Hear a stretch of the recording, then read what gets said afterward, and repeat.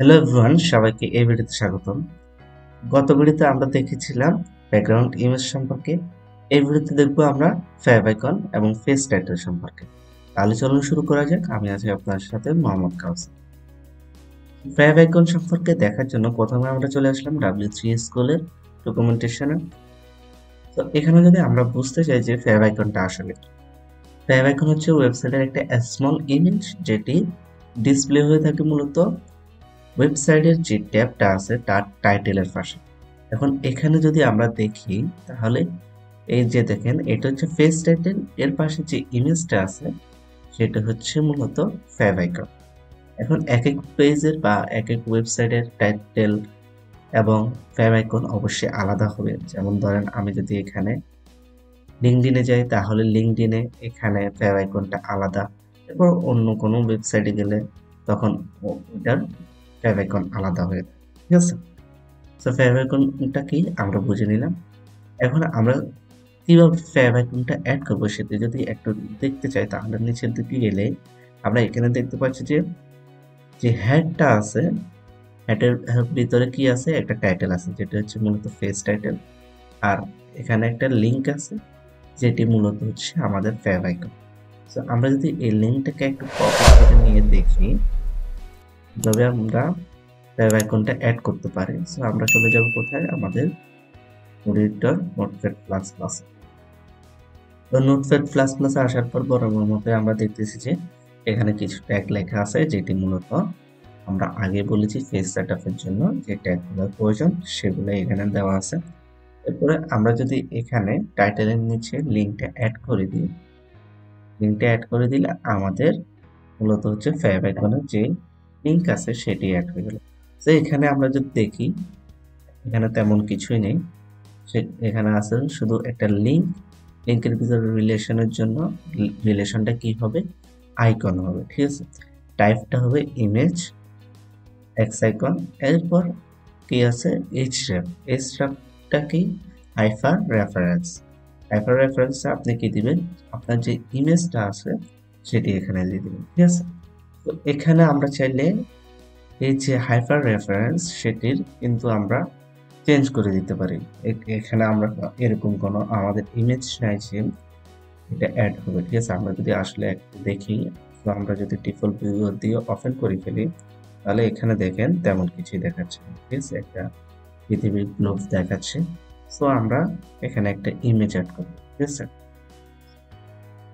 ইমেজটা অ্যাড করার জন্য আমরা কি করব, আমাদের একটা ইমেজের নাম দিয়ে দিই, যেটার ইমেজ পার্টটা আছে ওই পার্টটা এখানে দিয়ে দেব।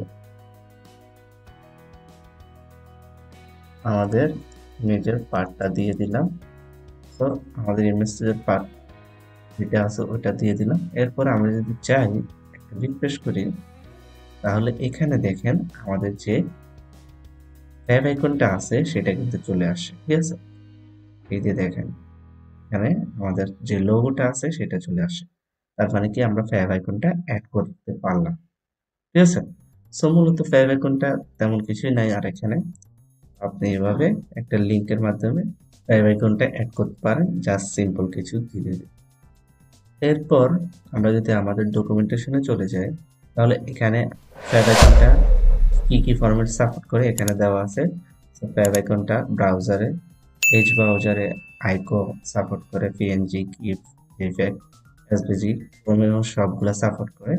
ওর মোটামুটি সব ব্রাউজারেই এগুলা সাপোর্ট করে থাকে, আইকো, পিএনজি, কিপ, জেপেগ, এসভিজি। আপনি চাইলে যে কোনোটাই ইউজ করতে পারেন। তো এই সফটওয়্যার সামারি হচ্ছে কি আমরা লিংকের মাধ্যমে ফ্যাব অ্যাকাউন্টটা অ্যাড করতে পারি। ঠিক আছে, এখানে একটা এক্সারসাইজ আছে ফ্যাব অ্যাকাউন্ট সম্পর্কে আপনারা দিয়ে দিবেন। তো আমরা যদি নেক্সট টপিকে যাই সেটা হচ্ছে কি পেজ টাইটেল। তো আমি যেটা বলতেছিলাম যে পেজ টাইটেলটা হচ্ছে কি আপনার পেজের টাইটেলটা, প্রত্যেকটা পেজের একটা করে টাইটেল থাকে। ঠিক আছে, তো এই পেজের টাইটেল হচ্ছে কি এচটিএমএল পেজ টাইটেল। এখানের টাইটেল আমার নাম, লিঙ্কডইন, আর এখানে টাইটেল হচ্ছে কি অল অ্যাবাউট ফেভাইকন। ঠিক আছে, তো মূলত প্রত্যেকটা পেজের একটা করে পেজ টাইটেল থাকেই থাকে। ঠিক আছে, সো পেজ টাইটেলটা কিভাবে ইউজ করব আমরা, পেজ টাইটেলটা মূলত হচ্ছে একটা টাইটেল ট্যাগের ভিতরে, যেটা আমি একটু আগে বলতেছিলাম যে টাইটেলের ভিতরে আমরা কি করব, পেজ টাইটেলটা ইউজ করব। টাইটেলটা কোথায় ইউজ করব? আমরা হেডের ভিতরে ইউজ করব, ঠিক আছে? এটা কিন্তু বডির ভিতরে হবে না। ফ্যাভাইকন এবং টাইটেল এই দুটো হচ্ছে হেডের ভিতর। আমরা যদি একটু করে দেখতে চাই টাইটেলটা কিরকম হয়, তো আমরা চলে যাব আমাদের কোড এডিটরে। তো এখানে মূলত আমরা টাইটেল ট্যাগ দিব। এরপরে হচ্ছে আমাদের সেই টাইটেলটা চেঞ্জ করে দিয়ে আমরা এখানে যদি লিখি পেজ টাইটেল, তাহলে এটা টাইটেলটা কি হয়ে যাবে? পেজ টাইটেল হয়ে যাবে। সো আমরা যদি একটু রিফ্রেশ দিই তাহলে এখানে দেখাচ্ছে যে পেজ টাইটেলটা সিম্পল একটা জিনিস আমরা দেখে নিলাম। তারপর আমরা যদি এখানে দেখি, এখানে একটা জিনিস লেখা আছে, সেটা হচ্ছে কি, the page title is very important for search engine optimization. তো এটা হচ্ছে এসইও এর জন্য আপনার খুবই একটা ইম্পর্টেন্ট একটা জিনিস আপনার পেজ টাইটেলটা। তো এটা আপনারা পরবর্তীতে যখন এসইও সম্পর্কে একটু ধারণা লাভ করবেন তখন আপনি এই জিনিসটা বিস্তারিত জানতে পারবেন, ঠিক আছে? তো আপনি কি করবেন, পেজ টাইটেলটা এমন একটা টাইটেল দিবেন যেটা হচ্ছে মিনিংফুল হয় এবং আপনার কন্টেন্টের সাথে যায়, ঠিক আছে? সো এই পর্যন্ত আমাদের আজকের এই ভিডিওতে। যদি ভিডিওটি ভালো লেগে থাকে অবশ্যই লাইক কমেন্ট করতে ভুলবেন না। চ্যানেলে নতুন হয়ে থাকলে অবশ্যই সাবস্ক্রাইব করে ফেলবেন। পরবর্তী ভিডিও দেখার আমন্ত্রণ জানিয়ে এখানে শেষ করছি। ধন্যবাদ।